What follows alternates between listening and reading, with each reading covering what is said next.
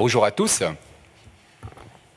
Le petit réglage qu'il faut pour bien démarrer. Donc, je suis là aujourd'hui pour vous présenter les résultats d'une étude qui a été menée, qui est en train d'être menée en ce moment même.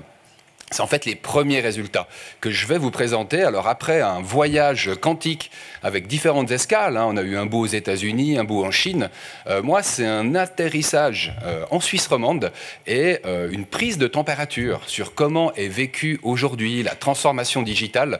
Alors depuis son poste de travail. Et c'est vrai qu'il se passe beaucoup de choses, même aujourd'hui, sans regarder sur les années à venir, avec des personnes qui travaillent plus forcément à 100%, qui travaillent pas toujours au bureau et qui changent leurs habitudes au gré des évolutions technologiques et des évolutions de notre société également. Parce que dans ce titre, il y a effectivement le bout qui rappelle la technologie, mais aussi les changements d'attitude et de comportement qu'on peut observer. Avant ça, très rapidement, je vais vous présenter qui est l'association à la data. Ce sont en fait des professionnels et des passionnés de données qui ont décidé, c'était en 2015, puis c'est marrant parce que c'était ici même, au Swiss Tech Convention Center, il y avait déjà quelques gens assis ou debout, par exemple Alex qui nous filmait il y a quelques années. Je crois que j'ai croisé Jérôme Denomasi tout à l'heure d'IBM qui était venu présenter un super sujet.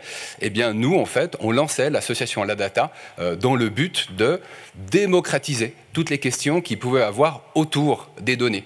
Alors, c'est les deux cofondateurs que j'ai placés là, Business et Décision et Calypse, en sachant qu'entre-temps, il y a d'autres entreprises et d'autres passionnés qui sont venus se rejoindre. Pourquoi ? Pour être présents aussi souvent que possible en Suisse romande, et dans le but de répondre à une question, qui est que faire du big data. Alors, le big data, il y a 4-5 ans, on avait ces deux mots quasiment sur toutes les lèvres. Entre-temps, ça a un petit peu évolué, mais je pense que les questions, elles demeurent. Et la mission de la data, c'est effectivement d'être présent lorsque ces questions se posent et de pouvoir y répondre, si possible, de manière un petit peu ludique ou avec les interactions. On adore ça. Donc la NIP TV, c'était la scène qui a vu apparaître l'association à la data.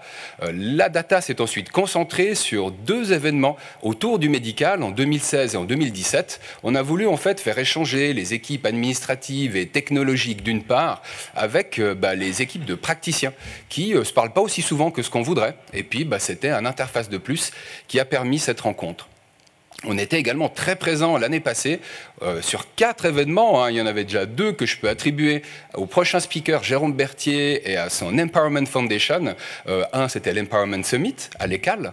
L'autre, c'était une pièce de théâtre. C'est ce que vous voyez là en image, le robot qui m'aimait. Et donc, c'était une pièce fictive où nous, on en a profité pour poser des questions à des intéressés par la question de la donnée et de l'intelligence artificielle, Artificial Intelligence or AI, de savoir quelles étaient les attentes au niveau de la Suisse romande. Elles étaient assez nombreuses et d'ailleurs vous retrouvez cette étude publiée sur le stand de la data qui est là, au sortir des conférences. Et puis le sujet qui nous occupe, à savoir l'organisation décentralisée et l'intelligence collective dont nous faisons tous preuve à l'appui. Là, c'est le dernier bout qui vient de la page internet de l'association à la data, car c'est une étude qui est encore en cours. En fait, on a eu à ce jour 122 participants et j'ai pris l'initiative de vous faire un résumé de quelques chiffres clés. Je n'avais pas envie de spoiler totalement l'étude vu qu'elle est encore en cours et en sachant qu'elle sera publiée à la fin du mois de novembre, dès la fin du mois de novembre. Donc, vous avez là le résumé des 100 premiers participants. Alors, qui sont-ils ? Évidemment, des gens qui travaillent principalement. C'est intéressant parce qu'on a 95% des gens qui travaillent à plus de 60% à temps plein et on a un tiers des personnes qui travaillent à temps partiel en sachant que quelques indépendants sont venus s'ajouter à cette réflexion. On a un petit biais. Dans la mesure où on pose la question soit en ligne à travers des publications type LinkedIn ou autres, soit à travers des événements comme celui-ci, on a un biais vers des gens qui sont plutôt fans de data et un autre où il y a des multinationales qui sont surreprésentées. Contrairement aux 80% que représentent les PME sur le tissu des sociétés au niveau suisse ou au niveau roman, là on est plutôt sur 2 tiers. Des personnes qui ont participé et qui travaillent dans une PME, bon, ça reste la majorité, mais on a également un assez bon avis qui vient des multinationales, donc attendez voir, c'est la petite barre en orange.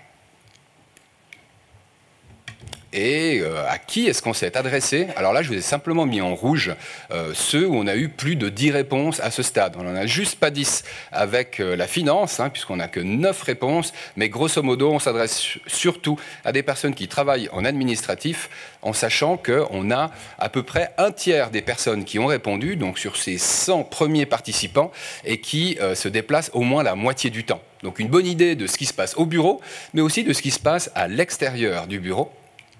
Et on commence, la première question, que je vais aborder aujourd'hui, mais il y en a plein d'autres, justement dans l'étude qui vous attend d'ailleurs, dans quelques minutes. On aura une pause, du café, des croissants et une étude en ligne pour ceux qui souhaitent y participer.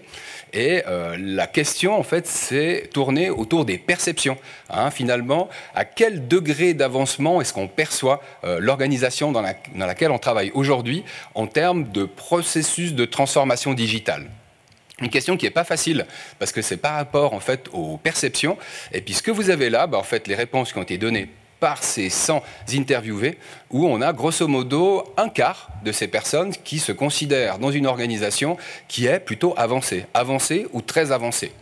On en a 14% qui se situent à un stade précaire et un bon gros stade intermédiaire. Parfois, je l'appelle le ventre mou. C'est celui où on répond au milieu, mais où on est dans un stade intermédiaire. Le point intéressant, c'était quand on a voulu en fait poser la question sur le niveau équipe. Donc là, on est dans une organisation, ensuite on est dans un département, on travaille au sein de collègues.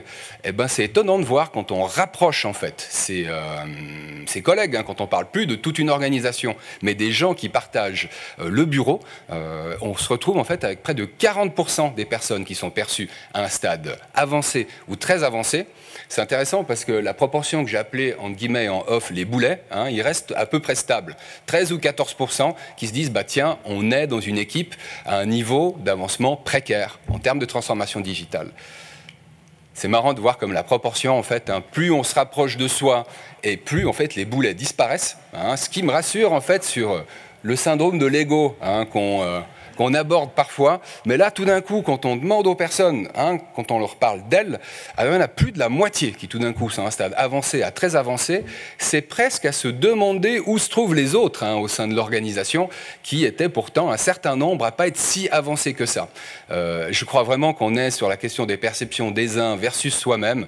Je suis assez rassuré au niveau de la confiance que peuvent ressentir les personnes et au niveau de leur ego. Je suis un peu soucieux au niveau de la perception au niveau général. Mais très intéressant, j'ai trouvé, de vous montrer ces 3 niveaux de perception. Un autre angle pour voir finalement comment est perçue cette transformation, c'est au niveau de l'utilisation des appareils. Alors j'ai voulu vous mettre en top 3 ceux pour qui au moins la moitié des personnes ont dit « Ok, j'utilise très souvent ou extrêmement ». Donc très utilisé ou extrêmement utilisé que vous voyez en vert sur l'écran, le laptop et le desktop, ça ne m'a pas trop surpris. Soit un ordinateur pour les déplacements, soit un ordinateur fixe qui sont utilisés aussi souvent que ça. J'étais un peu plus étonné de l'imprimante. Je ne pensais pas que ce serait celle qui arriverait en 3e position. Moi, je trouve jamais des imprimantes nulle part et quand elles sont là, elles ne fonctionnent pas bien. Donc, je me suis dit que plus personne imprimait pour des raisons comme celle-là. Ça n'est pas le cas. On est juste en dessous des 50% que je vous évoquais. Il y a un peu moins de la moitié des gens qui estiment utiliser très souvent ou extrêmement utiliser une imprimante. Je vous montre la suite, parce qu'on avait évalué d'autres appareils.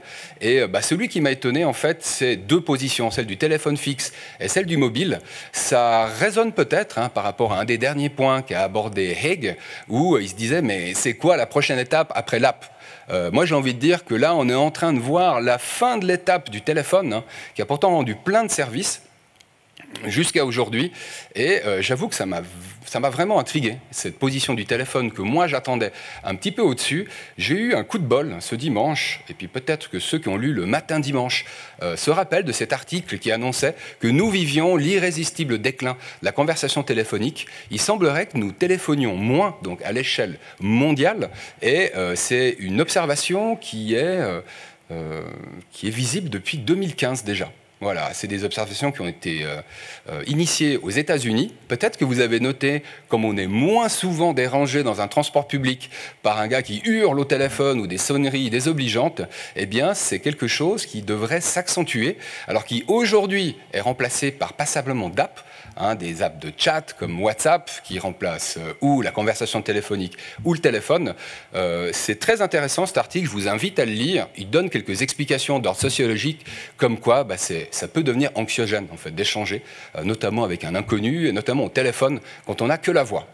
Les applications, elles rendent ces services de désynchronisation de l'échange qui permet aussi de faire descendre le niveau de stress pour ceux qui ne sont pas à l'aise avec un échange direct. Ça, c'est pour l'explication de ce qui se passe maintenant. Je n'ai malheureusement pas la réponse, Haig, à qu'est-ce qui vient après l'app. Un dernier chiffre sur comment est-ce qu'on aborde en fait la nouveauté au sein de son entreprise. Et puis j'avais surtout envie de surligner l'importance des tutoriels. Voilà, donc c'est un outil qu'on aime bien. Je pense qu'on est tous habitués à suivre un tutoriel. J'ai été rassuré de voir que finalement, quand on a quelque chose de nouveau qui survient, on a envie de l'utiliser par soi-même. Voilà, pour en faire soi-même l'expérience. Il y a un côté humain qui apparaît droit derrière, donc cette intelligence collective qui nous aide simplement à mieux assimiler un outil. Bon, moi je pense qu'il y a un autre effet collatéral, alors tantôt bénéfique, tantôt négatif, c'est qu'on peut se plaindre auprès d'un collègue sur ce qui va ou ce qui ne va pas. On peut avoir une oreille attentive, au-delà de l'utilisation technique de cet outil. Et puis peut-être une question en suspens pour ceux qui doivent financer le volet études, le volet formation, excusez-moi. Alors c'est vrai que quand j'ai vu la position de la formation en ligne ou de la formation sur site, qui sont encore très souvent utilisées, avec les FAQ, mais qui lit encore les FAQ sur une base régulière, je crois que le tutoriel a pris une place qui est aujourd'hui essentielle et qui, budgétairement parlant, peut constituer un atout. C'est-à-dire que là, on a de nouveau la désynchronisation du moment où on diffuse au moment où on en a véritablement besoin. Et qui plus est, c'est adapté à un visionnage personnel, c'est-à-dire à l'horaire qui nous convient. Donc je ne vous dis rien de véritablement nouveau sur cette slide, mais plutôt une confirmation que le tutoriel, c'est vraiment un outil très intéressant quand on doit former sur des nouvelles technologies. Il y a une pause qui arrive. J'avais annoncé qu'en plus des cafés et des croissants à cette pause, il y aurait une étude à laquelle vous pourriez participer. Ça, c'est le gros QR code que vous pouvez prendre en photo si vous voulez l'avoir directement sur votre appareil portable, qui accessoirement est un appareil photo, un chat et tout ce que vous voulez encore. Et vous pouvez également participer à l'étude directement sur le stand de la data. Donc moi, je serai là. Il y a une petite animation qui n'est pas là si moi, je ne suis pas là. Et puis, vous pouvez continuer à suivre la data, qui continuera à être active après cet événement, soit sur LinkedIn, soit sur YouTube, en attendant la prochaine annonce d'event. Voilà, donc je crois que c'est par là que se passe la pause. Les discussions continuent, tous les intervenants sont là, donc n'hésitez pas pour vos questions ou commentaires. Merci beaucoup et à tout à l'heure.